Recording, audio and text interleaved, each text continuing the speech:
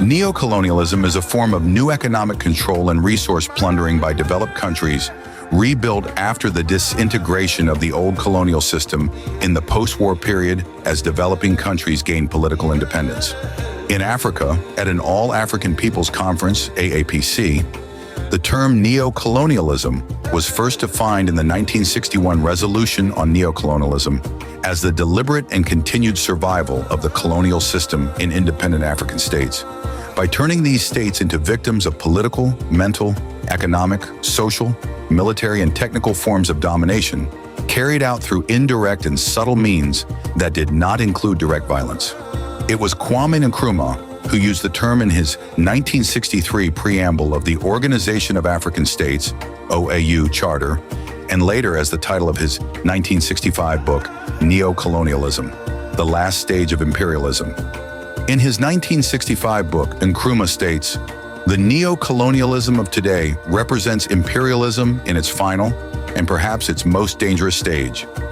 The essence of neocolonialism is that the state which is subject to it is, in theory, independent and has all the outward trappings of international sovereignty. In reality, its economic system and thus its political policy is directed from outside." Others have used the term neocolonialism to decry the continued imperialism of European powers even after independence to former colonies had been granted. The last half of the 20th century saw waves of colonized states gaining independence from their colonizers. Independence meant a new government, currency, political institutions, and a spot on the international stage. Despite breaking away from their colonizers, this does not mean that the colonized states broke all relationships with their colonizers. Most, if not all, former colonized states still depend on their former colonizers for aid and funds, making them dependent and in debt to them. Hence, continuation of colonial-like rule by a state over another state. Developed nations have been exploiting developing nations through this process, which has led to a dependency on developed nations, erosion of democracy and human rights in developing nations, and a lack of understanding and empathy. With the roots in colonial control of their territory by a former colonial ruler, Belgium, France, Germany, Portugal, Spain, the United Kingdom, or the United States, these countries are trying to overcome the effects of years, sometimes centuries of colonial exploitation. In Africa, all extreme cases, like Belgian rule of today's Democratic Republic of Congo, often called DRC, they were and are still used exclusively for exploitation for natural resources. Their people treated as virtual slaves. Others have had more ambivalent colonial experiences. What all share is a fight for independence in the 20th century. Africa's current success stories need to be involved in changing current affairs to make those successes more widespread. For the new generation of African leaders to steer the continent toward sustainable development, we need to effectively mobilize their entrepreneurial spirit. The good news is that Africans with enormous leadership potential already exist in abundance. What remains to be done, however, is to ensure that that leadership potential is effectively mobilized and its promise for development is realized. Africa's economic emphasis on natural resources and essential ecosystem services, with it composing an estimated 60% of its GDP, allows wealth disparities to occur by providing the right conditions for monopolies to form.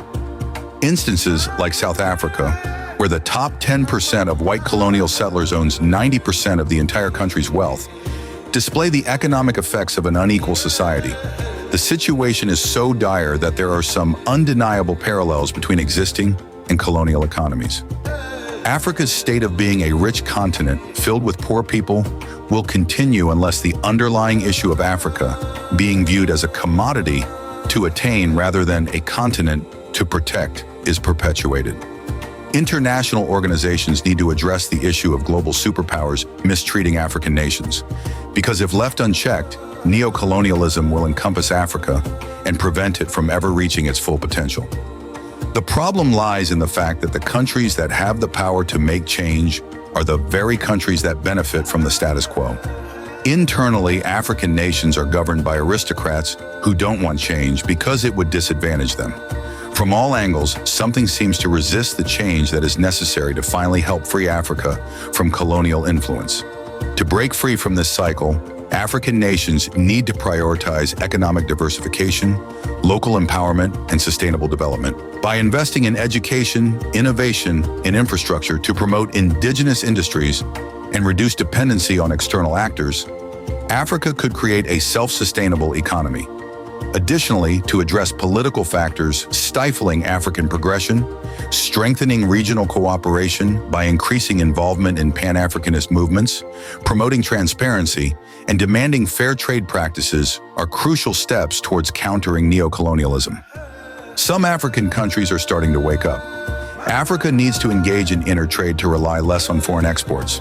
The African education system must be reformed to include more modern-day skills such as technology, supply chain management, and entrepreneurship. It is only through collective action and a commitment to rectifying the imbalances of power that Africa can overcome neocolonialism and realize its true potential. The rich resources and human capital of the continent should serve as catalysts for sustainable growth and prosperity, rather than perpetuating a system that enriches a few at the expense of many. We, the citizens and descendants of Africa, as part of the Black people movement, are outraged by the centuries of oppression. We condemn the plunder of our natural and mineral resources and the suppression of our fundamental human rights.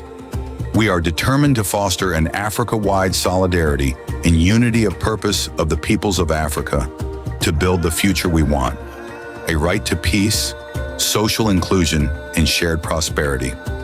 As we move forward, the Black people movement, Al-Qabulan Black Night, remains an authentic concept with immeasurable possibilities, and we remain committed to helping the cause in every possible capacity.